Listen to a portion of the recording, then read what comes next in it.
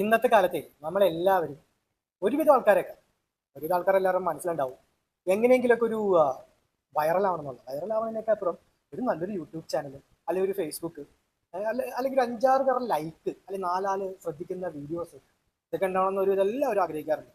അത്തരം ആഗ്രഹമില്ലാത്ത ആൾക്കാർ വളരെ കുറവാണ്. ഇതിൽ ലക്ഷക്കണക്കിന് ആൾക്കാർ അല്ലെങ്കിൽ കോടിക്കണക്കിന് ആൾക്കാർ ശ്രമിക്കുമ്പോൾ നിസ്സാരക്കണക്കിന് ആൾക്കാർ രക്ഷപ്പെടാറുള്ളൂ. അപ്പോൾ വഴി കൂടി പോയി രക്ഷപ്പെട്ട ഒരാളാണ് ആറാട്ടണ്ണൻ. അതായത് ഒരു സിനിമയുടെ റിവ്യൂ പോലും അല്ല പറഞ്ഞത്, തിയേറ്ററിൽ നിന്ന് ഇറങ്ങി വന്നപ്പോൾ വായിത്തൊന്ന് എന്തോ വിളിച്ചു പറഞ്ഞു, പുള്ളിന് ഫേമസായി.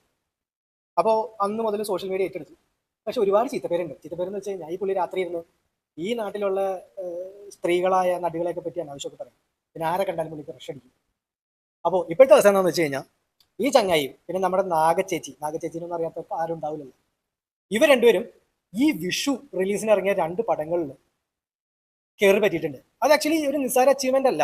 അപ്പോൾ ഇവരുടെ എല്ലാം ഇത്തരം ന്യൂസുകളുടെ അടിയിൽ വന്ന് ഒരുപാട് പേര് കുരുപൊട്ടിക്കുന്നുണ്ട്. അതായത് ഒരു കഴിവില്ലാത്ത ഇവർക്കാണോ റോളുകളൊക്കെ കൊടുക്കുന്നതെന്ന് ചോദിച്ചിട്ട്. പക്ഷേ നാഗച്ചേച്ചി ആക്ച്വലി ഫോട്ടോ മാത്രമാണ് കാണിക്കുന്നത്. ത്രൂ ഔട്ട് മരണമാസം എന്ന് പറഞ്ഞ സിനിമയിൽ എല്ലാവരും കൂട്ടുകൂടെ ചിരിപ്പിക്കുന്നുണ്ട്.